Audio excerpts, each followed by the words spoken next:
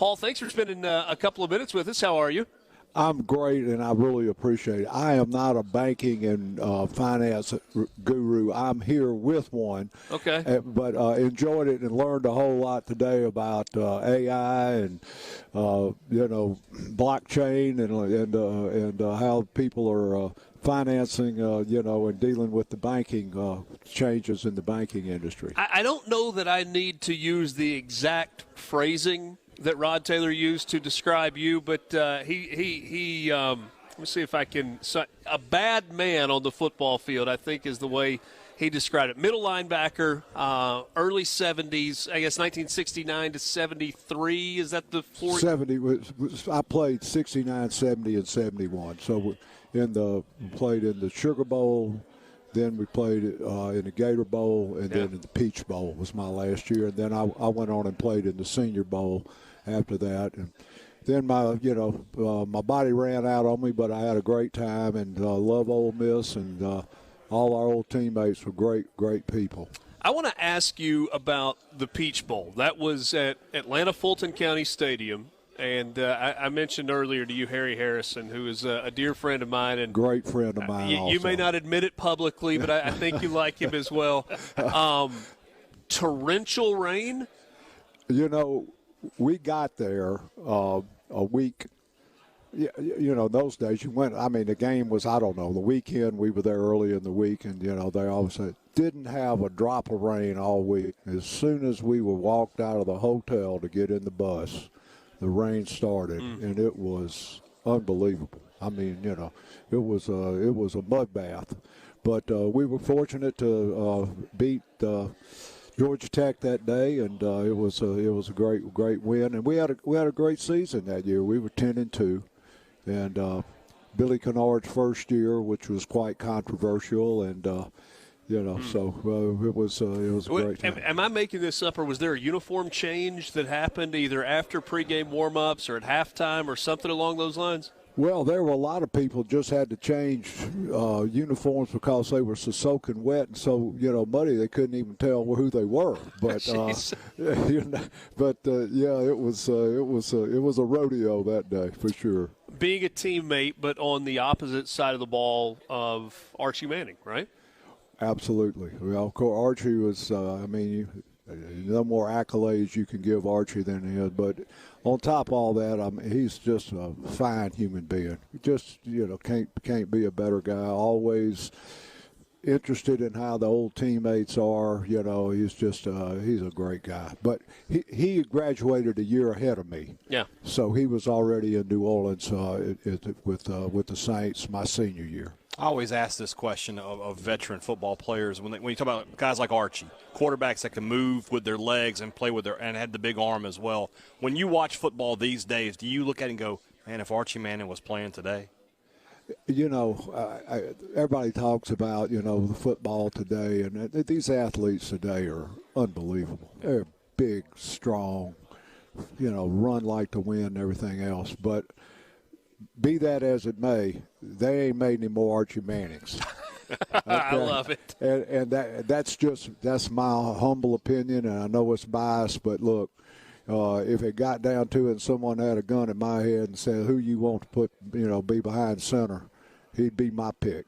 And his sons are great, and they've done fantastic job, and all their statistics are, they've set records everywhere they've been. But I put my money on Archie.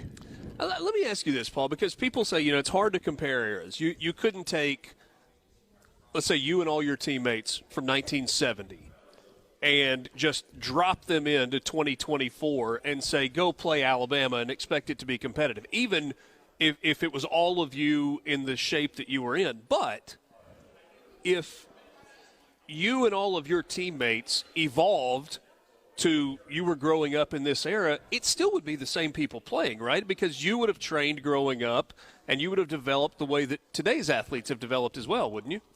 Well, I guess there's a lot of conjecture. That's what he does. Sorry.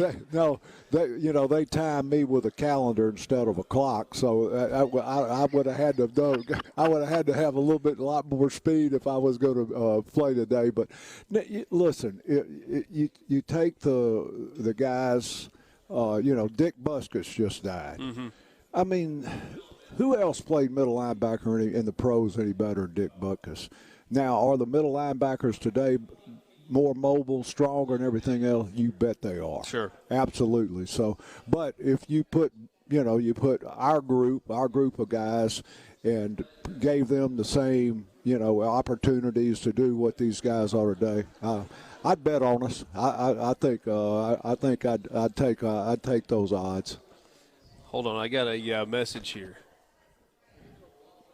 I don't know if this is for the air. I'm not going to throw you under the bus because I'm not sure. Somebody sent a question to ask you. Visiting with Paul Dongieux, we are at the Ole Miss Banking and Finance Symposium. They've had a day full of activity, and we're talking a little football. How close do you follow college football now? Well, I got to be candid with you. This portal thing and NIL, I think it's bad for football, bad for college football. I want the players should be paid. I'm all for that. But okay. I think what college football has today now is, free agency with no salary cap. And, what about the guys who's out here playing, and he's on the scout team and out there busting himself every day to make things better. And he isn't getting that paycheck, and I'm not saying that there's any way to make it all equitable, but I follow college football. I follow the Rebels, and I want them to win every time they're on the field. But I just think this NIL thing is they got to get a handle on it somehow for me. All right, last thing for you. We're still 3.5 weeks away from Egg Bowl week. Yeah, is that right? So 3.5 weeks. Give me a memory from your time against Mississippi State. Now, backdrop here. Harry Harrison always says Mississippi State was not our rival. LSU was. Oh my God! But you guys, it was based on kind of what was happening on the field at the time also. So give me a memory, Paul, from playing Mississippi State that stands out for you. Oh, golly. Well, I tell you, the memory of when we played Mississippi State that stands out for me was when I was a freshman. Okay. And, in those days, when you got there, they shaved your head, and, there was a whole lot of different things. Well, anyway, it's the last game of the season, and the varsity came to us and said, look, if you get beat by Mississippi State, we're going to cut your hair again. That's in the freshman game. Freshman game. Okay. All right.